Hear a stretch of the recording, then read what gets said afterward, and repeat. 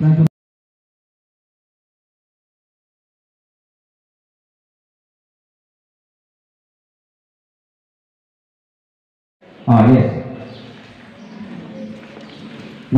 భారత్ కోసం స్వదేశీ సాంకేతికత. వికసిత భారత్ కోసం స్వదేశీ సాంకేతికత. ఇది చాలా బాగుంది. ఎందుకంటే మనకు ట్రెడిషనల్ ప్రాక్టీసెస్, మన పూర్వీకులు అనేక ట్రెడిషనల్ ప్రాక్టీసెస్ పాటించారు. ఇప్పుడు ఉదాహరణకు నీటిని పైకి తీసుకోవాలని అంటే ఆ రాట్నం అనేటువంటిది ఉండేది. అదొక టెక్నాలజీ, అప్పుడు ఉన్నటువంటి టెక్నాలజీ, మన పూర్వీకులు ఆచరించిన టెక్నాలజీ. పసుపును కూడా మనం రకరకాల యాంటీబయోటిక్గా వాడుతున్నటువంటిది అనేటువంటిది ఒక ఆరోగ్య రంగంలో వాడినటువంటిది, వేపాకులు ఆరోగ్య రంగంలో వాడినటువంటిది. అయితే దాంట్లో అనేక మార్పులు వచ్చినాయి. కానీ బేసిక్ నాలెడ్జ్ ఏదైతే ఉందో మన భారతదేశంలో మన యొక్క పూర్వ జ్ఞానంలో ఆల్రెడీ ఉండింది అనేటువంటి దానిలో మనం అందరం కూడా ఏకీభవిస్తూ ఉన్నాం.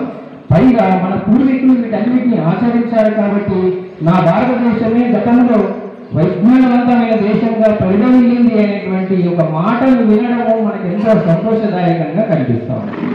మరి కేవలం సంతోషదాయకంగా కనిపించడం కాదు, ఆ ట్రెడిషనల్ ప్రాక్టీసెస్ ఏవైతే ఉన్నాయో, గతంలో మన పూర్వీకులు ఆచరించిన ట్రెడిషనల్ ప్రాక్టీసెస్ ఏమున్నాయో ఆ ట్రెడిషనల్ ప్రాక్టీసెస్ని వెలికి తీసి దానిలో ఇన్నోవేషన్ చేయాల్సినటువంటి అవసరం ఉంది. అంటే ప్రస్తుతం ఉన్నటువంటి పరిస్థితులకు అనుగుణంగా ఆ కాన్సెప్ట్ ఏదైతుందో దాంట్లో ఇన్నోవేషన్ చేయాల్సినటువంటి అవసరము నేటి విద్యార్థులకు ఎంతైనా ఉంది.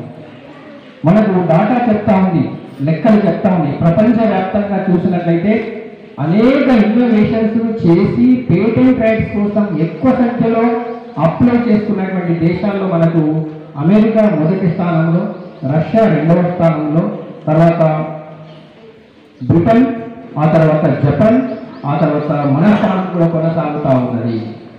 ఆ రంగంలో పేటెంట్ రైట్స్ సాధించడం కోసమై అప్లై చేసుకున్నటువంటి దేశాలను చూస్తే గత సంవత్సరానికి ఈ సంవత్సరానికి చూసినట్లయితే ఎక్కువగా ప్రమోషన్ వచ్చింది. ఎక్కువ అంటే మనం చాలా ముందుకు వెళ్తా ఉన్నాం. కాబట్టి ఈ స్ఫూర్తిని కంటిన్యూ చేయాల్సినటువంటి అవసరం ఉంది. ఎగ్జాంపుల్ ట్రెడిషనల్ ప్రాక్టీసెస్లో ఒకప్పుడు ఇప్పుడు నీటిని శుద్ధి చేసేటువంటి ఇక్కడ విద్యార్థులు అద్భుతంగా ఇక్కడ ప్రదర్శించారు. మరి నీటిని శుద్ధి చేయకపోతే ఏమవుతుంది? శుద్ధిని చేయకుండా తాగితే ఏమవుతుంది? ఆరోగ్యం క్షీణిస్తాం.